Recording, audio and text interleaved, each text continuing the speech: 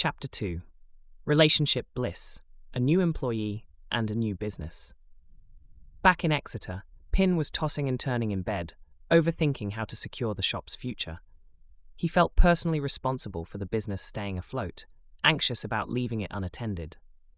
Although he longed for a holiday, he wrestled with guilt, fearing that taking time away could risk the livelihood he'd worked so hard to build. With no one to cover for him, he felt trapped between fulfilling his role as owner and his need for rest. Suddenly, he sat up, remembering a flyer he'd read that day inside the local paper. It lauded the youth training scheme, YTS. These were not normal jobs. They were government-subsidized training placements, and pay and conditions were quite different from standard employment. Pinn was excited. As the brochure said, trainees received an allowance, not a wage. And wow! The minimum pay was about £30 per week, or roughly £1.25 per hour. Pinn had the answer. Employer YTS. Yes, that was it. That was the solution. Not for a moment did he think it was cheap labour. He thought he was instead working with the government to reduce youth unemployment. He felt very patriotic. He worked it out. The cost would be 2 wardrobes a week. He would need to sell 2 more each week to make it cost neutral. Sell 3 and he would be in profit. Job done, he thought. With that, he went back to sleep. Pinn woke at 6, his mind still on his idea. Now he needed to persuade Alison, whom he expected would be sceptical. Pinn understood Alison's strong sense of practicality and her cautious approach to change. He believed that unless he convinced her this solution was genuinely beneficial for their business, she would reject the idea, as she often prioritized stability over experimentation. Maybe, he thought desperately, if he got up now, made her a pot of tea, offered the warmth and comfort of a croissant, just perhaps, she'd be more open. He imagined her calm, slow response, so steady most days, except for those rare moments, sudden and sharp when pushed too far. He got up, pulled on his dressing gown, and tiptoed downstairs, opening the kitchen door inch by inch so as not to make a sound. He put the kettle on, removing its whistle so Alison would not be woken by a nuclear-level buzzer. Croissants were more difficult.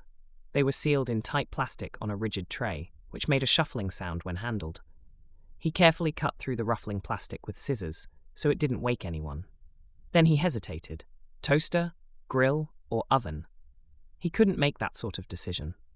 So he made a decision. He simply placed the cold croissant on a plate with jam and butter, alongside a pot of hot tea with milk and sugar. And with that, he was off upstairs. Upstairs, he knocked on the door. Pushing the door open, he said, "Good morning, darling. Look what I have brought you." Alison gloomily blinked awake to find Pinn looming above her in his dressing gown, tray in hand. By morning light, he was worse than the Grim Reaper. He was the unmistakable harbinger of trouble. Alarm bells went off. Chipp never brought surprise breakfasts, but Alison's nerves warned her all the same. She was about to be sold something she might not want. "Pinn, what are you doing?" Alison asked. "Tea and a croissant to show my love," Pinn replied, with forced sincerity. Alison wasn't convinced. "What do you want?" "I know that look. I know the tea and croissant scam. I've been thinking about our holiday, 2 weeks in the Med. My parents have a pad in Monte Carlo, on what they call the Mediterranean Mile. It's the place where Formula One cars go into the tunnel and out the other end. Well, their place is just before that. And when I was younger, they took me there for the week of the F1 race. This year, people like Michael Schumacher will be racing. British drivers like Damon Hill and Johnny Herbert are also on the grid. That's on the 15th of May at the Circuit de Monaco. We could go there for a week, drive down, have a week's holiday, and drive back. Further, my old school friend Felix Smutter will be driving. We were at Eton together. He was always wrapping elastic bands around matches inside rich tea biscuits and watching the biscuits round the room. He was mad about cars and motion. Now one of the most successful drivers in the UK, he is at Monte Carlo for his first Monaco Grand Prix. What do you think? Alison blinked, sipped her tea. "Yes, but what do you want?" Pinn hesitated. "Well, Alison, we'd be away for 10 days to 2 weeks. Obviously, try again. Spit it out." She took a bite of a croissant. "Okay," Pinn said. "We need someone to run the shop while we're gone. I think we could hire a YTS apprentice, low cost, government support. They could handle it. Alison let out a deep sigh of relief. For 1 minute, I thought you were going to tell me that Chipp was going to come in for a fortnight and undo all our good work. What a relief. God, no, said Pinn. I'd never do that to you, Alison, or me to think of it. After saying that, Pinn remembered last Christmas when Chipp tripped over the Christmas lights and caused havoc, and the fun they used to have. His silly stories and his total disregard for pomp and ceremony. He missed that man so much. He snapped out of his memories and returned to the present. Alison picked up the YTS thread. So you want a YTS worker to run the shop for 2 weeks? Then what? Sack them? Not practical for us. It'd be cheaper to close for 2 weeks. Pinn had to think fast. He wanted the shop to keep operating during their holiday because recent success had made him hopeful for the business's momentum. He worried that closing for 2 weeks would risk losing both regular and passing customers, and he didn't want to jeopardize their hard-earned progress. No, Alison, that's not the plan. Pinn scrambled for ideas. Furniture clearance. We could expand, visit customers, collect furnishings directly. Double stock, double sales. The YTS apprentice helps us grow. Alison paused. You and an 18-year-old rookie will carry beds downstairs? How will that work? Trying is the first step to success, he said. It was all he had. And what about the cost? You'll need a van with a tail lift. Do you know how much that costs? It's not a cost, it's an investment. Honestly, you socialists don't understand business. Alison shot back. Well, if you're such a businessman, put your profits from the last 10 years in, and we'll buy one. Pinn hesitated. We traded through 2 recessions, and cash was tight. We're doing all right now. There's cash in the bank. Not enough to buy a Luton van. Hire purchase, that's the answer. Extra profits pay for the van, so let's find someone for the job. Could be a Janie, Alison said. She had no bias. Johnny or Janie, either way, strong and fit, said Pinn. Alison said, You're starting to sound like Chipp. Call the job centre and find us a pocket battleship. Dress doesn't matter. Pinn smiled. There was an idea in his head that Johnny would arrive for the interview in a gym slip. Pinn put the phone down. He had been speaking to the job centre. Alison, we have 6 applicants. 4 young men, 2 young women. Interviews tomorrow. The interviews began at 10 the following day, giving Alison and Pinn time to tidy the lockup and get themselves looking like prospective job givers. Pinn, with his dark blue pinstriped suit, and Alison in a black trouser suit and a white shirt beneath, looking like a barrister seeking a guilty verdict for the upcoming prospective employees. First up was Teddy Balls, a tall, thin young man dressed like a plumber, smoking a roll-up. He strolled in confidently. Alison spoke. You don't want the job, do you? Teddy grinned, took a drag, and replied, You're right. See you later. He left. Pinn muttered, Not if I see you first. Next was Tommy Granite, big, burly, perfect for the job. Pinn thought he looked good. So did Alison, until she remembered his age and began the interview. Come in, Tommy. Sit down, Pinn said. Alison caught herself admiring him, realized his youth, and started the interview. Why do you want this job? Alison asked. Pinn nodded. I don't, Tommy admitted. Just here for interview practice. Great, said Alison. Good luck at your next one. So I don't get the job? Asked Tommy. Not this time. Good luck, Alison replied. As Tommy left, he opened the door and a middle finger sprang out of his left hand. 5 minutes later, in walked Angel with a safety pin perched in her nose and some sort of metal in her mouth that made her talk as if she had a lisp. Come in, Angel. What a lovely name, said Pinn. Thank you, sir, she said politely. My mother calls me the Devil's Daughter, or Devi Incarnate. Why is that? Asked Pinn in a jovial fashion. I ran off and lived with her boyfriend, and now we have 3 kids, plus his 4 from a previous relationship. Why are you here for an interview with so much responsibility at home? Asked Alison. Just wanted a day job with no work and a big desk. True, yours is small, but it is a 9-to-5 job. I'll take it. Pinn looked confused. Angel, are you sure you are at the right interview? Yes, this is Debenham's accounts department, isn't it? Alison became a little irritated. I think you have got off at the wrong stop. Debenham's is about 4 miles away. If you start now, you may get there before lunch. Angel checked her watch. Gosh, you're right. Thank you for wasting my time. Then she walked off indignantly. Alison gritted her teeth. Is this what being young in 1995 means? Do these youngsters know that work equals money and that hard work leads to more money? I think you need to be patient, Alison. 2 more, so we are 50-50 male-female, and there's a chance we can get a result.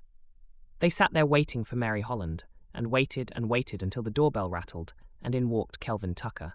Small, thin, spotty, and smiley. The phone rang. Alison answered. Her last comment was, "So she's not coming," and put the phone down. Alison spoke. "Hey, young man, what's your name?" "Kelvin Tucker," he replied. "Well, Kevin," said Pinn. "Kelvin." "That's what I said." "No, you said Kevin." "Close enough," Pinn interjected. "Congratulations, you've got the job," Kelvin stuttered. "I've got the job, but I haven't started the interview yet." "Well," interjected Alison. "Do you want the job?" "Well, yes, but I don't know what you want me to do." "Don't worry," said Pinn. "You start on Monday. We'll teach you what you need to know." Monday morning, 9 o'clock. Pinn and Alison arrive at the lockup. Kelvin is standing outside waiting. "God gracious," said Pinn. "You're on time. Amazing. What a start." Pinn opens the lockup door and they all walk in. "Tea?" Pinn asks Kelvin. "Don't drink tea," was his reply. "Coffee?" "Don't drink coffee," was Kelvin's response. "Well, Kevin," said Pinn with a slight irritation, "what do you drink?" "It's Kelvin, black currant." "My mum always gave me black currants, so that's what I drink."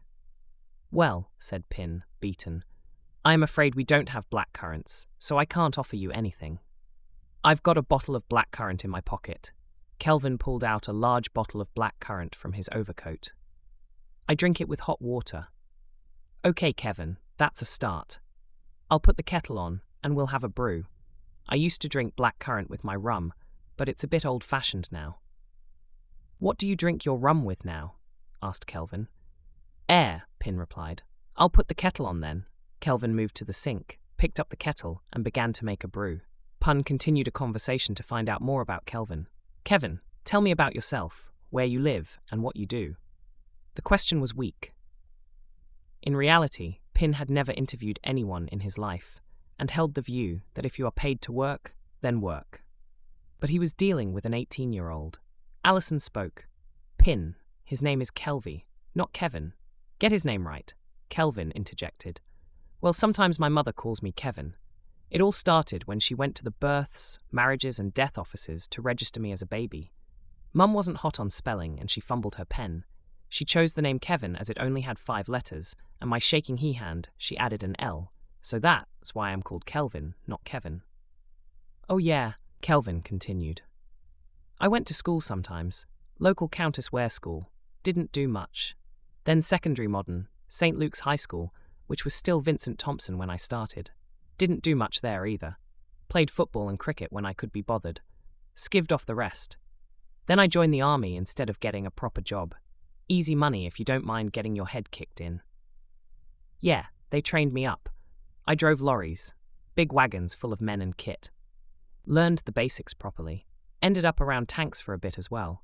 Different world that. Did parachute training too. A few jumps, nothing fancy, just what they needed me to do. And I messed about with gliders once or twice when I got the chance. Bit of sports stuff, nothing serious. They'll teach you anything if they think you're useful enough." "Did they teach you to drive a car?" asked Pinn. "Nah, not that. Just lorries, tanks and gliders." "But can you drive lorries on the roads? Do you have some sort of HGV license?" "No," said Kelvin. "Wars don't get fought on motorways or A-roads. They get fought on hills and valleys, through trees and bushes. And mugs like me go into towns and, after being shot at, then bayonet the other side. No, I don't have any usable skills from my time in the army, except for making my bed with an envelope corner and clean boots." "Well, you're a hero, Kevin, to survive all that combat, the guns, the bullets, and then the bayonets." "Except I didn't do any of that. I turned into a conscientious objector, so I refused combat because I had deep moral, ethical, and religious convictions, and because I believed that killing is wrong, especially if it were me. So I gained my first life certificate. The DHMS, I hang it in the hallway in a wooden frame." Pinn was intrigued. "What certificate was that?" he asked. "The DHMS. Oh, that's the Dismissed from Her Majesty's Service certificate. I polish it every day." "Have you had any other jobs since then?" asked Pinn. "No, after that, no one wanted to employ me, except you." Very interesting, imparted Alison. Let's see if we can do better. Perhaps we could start with you going home and changing. Wearing a painter's overall with brushes in your pockets, I can say, doesn't attract customers. I know we said something like handyman in the advert as well, but not quite like that. Handyman. Good call, Alison. And can I just ask why you think you would be a handyman? Kelvin immediately responded without thinking. Well, I live around the corner on Lower Ware Road. That's handy, he smiled. Yes, that's handy, but for whom? Prota 10%. With that, Kelvin walked out and went home to rearrange his attire. I think we've struck liquid gold there, said Alison mischievously. I think we have got Chipp Mark II, actually. We have our work cut out. 20 minutes later, Kelvin returned in blue denim jeans, a tight fit, a fitted blue shirt, winkle-picker shoes, and a cravat. Ready for duty, sir. Kelvin saluted as if he were still in the army. Ready to resume duties, sir. Steady on, man, said Pinn. Stand at ease. Now we need to get you to learn to drive. We are expanding as a company and need someone to drive a Luton van for household clearances. You fit the bill. Of course, that means that you and I will have to push beds and wardrobes around, up and down stairs, and agree to take curtains that haven't been washed for 30 years. But where there's muck, there's money. Can you do that? Well, said Kelvin, I am YTS, and only on an allowance, so I would be looking for, let me see, a gift or bonus on each run. Tax paid, of course. What do you mean by tax paid? Or cash in hand, under the counter, brown envelope, however you want to describe it, as long as it's not traceable back to me. What? You want me to be a tax fraud, to cheat the inland revenue, a man of my stature? What sort of establishment do you think we are? Will you do it? Reiterated Kelvin. Well, of course I'll do it. I'll just have to find a way for the money to be untaxable, that's all. Don't declare it. If someone gives you 50 quid, declare 30. No one will know. Then you can have 10, and so can I. Thinking of it, Alison doesn't earn enough to pay tax, so I can load that extra to her account, and she can pay you. So, I don't break the law, technically, of course. Done, said Kelvin. When do we start? When you get your driving license. I know someone who can give you lessons for free, and we can book your driving test in 2 weeks. Pinn shouted out to Alison, Alison, go and get the car cleaned. You've got to give Kelvin 2 weeks of driving experience before he takes his test. 2 weeks later, Kelvin passed his test, and although he went through rather than around the roundabout, the instructor, a former Falklands Sergeant Major, forgave him, saying that was what he normally did when he drove tanks. So now he was ready to drive a Luton van, more like the trucks he was used to. The lockup now had a big sign on its window.